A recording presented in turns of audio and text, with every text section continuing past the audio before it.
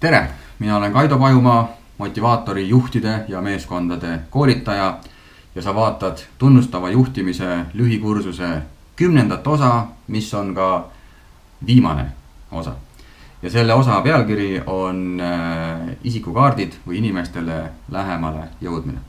Ma olen päris pika teekonna siin läbi käinud, alustades teooriast, taustast, uuringutest, põhjendustest.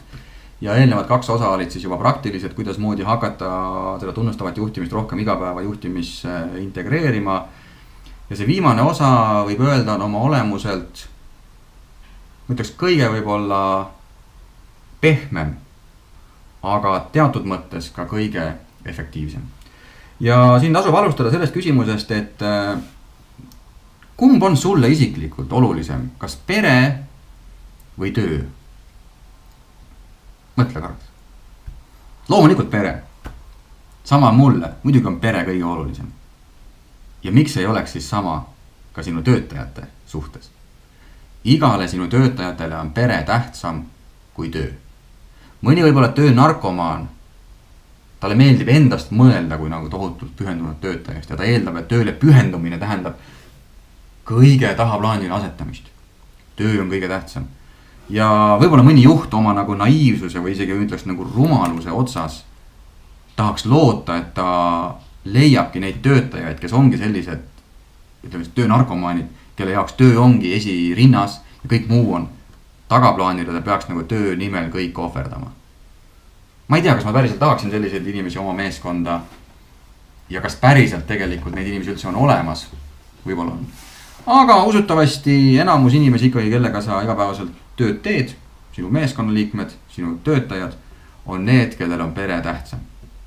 Ja milleni see viib?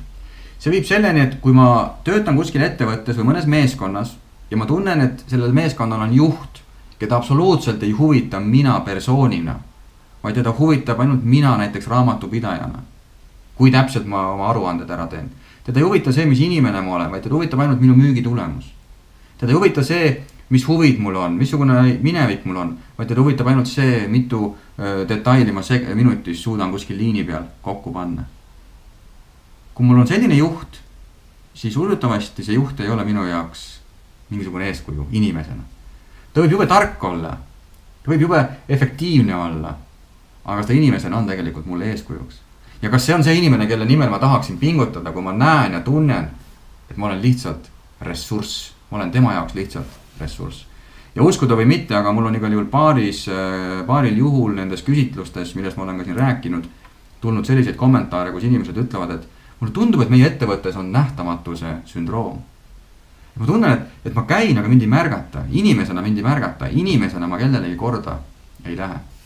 Ja nüüd see viimane punkt tegelikult käsitlebki seda, et ma räägime just heast meeskonnast, siis selles heas meeskonnas on nii palju usaldust, nii palju lähedust, nii palju kindlustunnet üksteise suhtes, et me võime vaikselt need barjäärid kõrvale panna ja väiksed nagu väravad luua üksteise suhtes ja avaneda mitte ainult tööalaselt, aga ka isiklikus elus. Luues sellise turvalise ala, kus me teame, et kõik need inimesed, kes minu meeskonnas on minu jaoks piisavalt turvalised, piisavalt usaldusväärsed, et jagada nendega ka mingit osa oma isiklikust elust, sest ma tean, et keegi ei kuritarvita seda, keegi ei soovi mulle halba, keegi ei räägi mind taga, vaid ma tunnen, et tundes mind paremini on neil mind lihtsam mõista ja mõistes mind paremini on meil lihtsam koostööd teha. Ja siin tuleb sisse nüüd juht. Paljud juhid ise ei suuda olla haavatavad. Nemad ei suuda oma seda väravat lahti teha ja näidata, kes nad tegelikult on.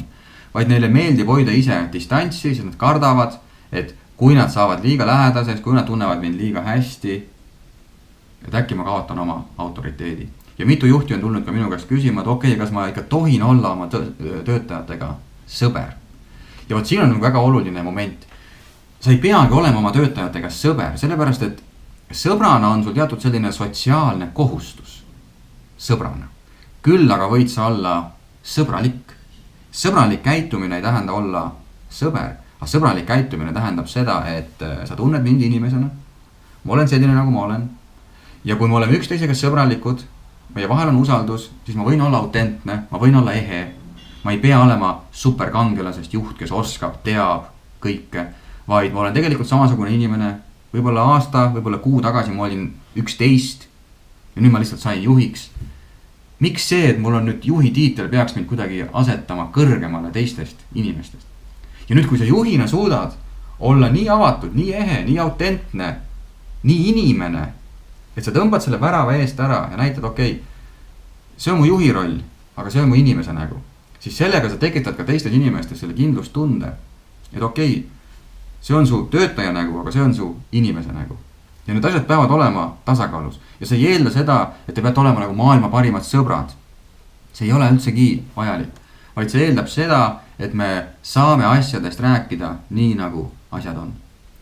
Aga nüüd on probleem selles, et kui sa juhina mõtled, okei, päris huvitav, kui oleks selline meeskond, kus tõesti on usaldusaste nii kõrge, et inimesed nagu räägivadki asjadest nii, nagu asjad on. Ja kogu see retoorika ei ole ainult töökeskne, vaid inimesed tegelikult lubavad üksteist ka natukene nagu oma isikliku eluga kursis olema. Et kuidas seda luua, sest hetkel on need väravad kinni. Kuidas astuda see esimene samm? Kui sa lähed kuhugi koosolekule ja ütled lihtsalt oma inimestele, et kuulge, teeme niimoodi alates tänasest, tõmbame kõik oma need väravad lahti ja vaatame, kes me nüüd oleme. Siis ilmselgelt kõik vaatavad sind alt kulmu ja ütlevad mõttes ei, aitäh. Sest nad esiteks ei tea, mis su kavatsused on, miks sa tahad seda. Sest nad ei ole veel kindlad oma ümber olevate inimeste suhtes. Ja sest teie ajalugu ja minevik näitab, et see keskkond ei pruugi olla turvaline. Sest äkki mõni näiteks, kes on tulnud hiljem liitunud selle meeskonnaga, äkki ta on proovinud olla nagu avatum. Ta on saanud vastu näppe. Äkki ta on proovinud asjadest otse rääkida. Äkki ta on proovinud avada ennast. Aga selle tulemusena ta on kuulnud kuskilt tagant, tuleb tagasi kuskilt kaarega mingid jutud tema kohta, moonutatuna. Tõmbad kohe värava kinni tagasi. Ja nüüd see 10. praktika tegelikult tähendabki seda, et sa võtad eesmärgiks oma inimesi päriselt tundma õppida. Päriselt tundma õppida. Mitte ainult aru saada selle 9. harjutuse baasil, et millest ta tööalaselt hea on, vaid sa püüad päriselt aru saada, mis inimesega tegelikult tegemist on. Ja seda on väga lihtne teha, sa näiteks kirjutad, ma ei tea, enda jaoks 10 asja ülesse, näiteks kus koolides ta käinud on, ma ei tea, kus ta ülesse kasvas, mis ta huvid on, mis ta hobid on, kus ta elab, sellised väiksed asjad. Ja sa vastad kõikide oma töötajate kohta ära. Teed kõikide jaoks sellise kaardi, okei, seda ma tean, seda ma ei tea, okei, seda ma ei tea. Võtad teise inimese, hindad läbi, tema puhul ma ei tea seda asja. Ja nüüd sa püüad siis järgnevate kuude jooksul seda teada saada. Ja mitte niimoodi, et sa lähed nagu urgitsema ja küsima, et kuule, kuidas sul see on ja veel hullem, et sa hakkad seal mingid märkmeid tegema. Vaid kõige kindlam viis inimesi avada on kõigepealt avaneda ise. Ja vaat see on väljakutse juhina ja vaat see on see, miks see on tegelikult just harjutusena siin kirjas.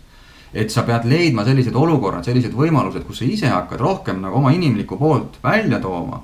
Ja algul nad vaatavad võib-olla, no okei, mis see nüüd on, aga nad harjuvad ära sellega ja kui nad näevad, et see on ehe ja aus ja siiras, siis nad tunnevad, et okei, kui tema räägib, siis ma võin ka jagada.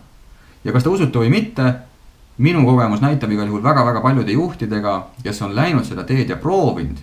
Ja nad ütlevad, et ma ei jõua nende lugusid nüüd juba ära kuulata. Varem nad ei rääkinud üldse.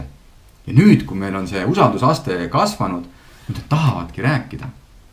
Mis võib olla kurnav, aga samal ajal ka tööalased asjad on palju paremini hakanud laabuma. Sest et on tekkinud mingisugune isiklik suhe, aga kogu juhtimine, kogu meeskond ju baseerub ainult suhetel. Ja kui see isiklik suhe on hakanud paranema, siis tegelikult on ka võimalik kõiki tööalaseid asju palju lihtsamalt, palju mugavamalt ja palju tulemuslikumalt ära teha. Niisiis, selline oli see lühikursus. Nagu ma alguses ütlesin, oli see sellise 2-päevase, sageli ka 1-päevase tunnustava juhtimise, ütleme siis juhtimistreeningu, ütleme siis tuum. Hästi lühidalt, hästi konkreetselt. Päris koolitus ilmselgelt on põhjalikum, seal on harjutusi rohkem, seal on analüüse rohkem.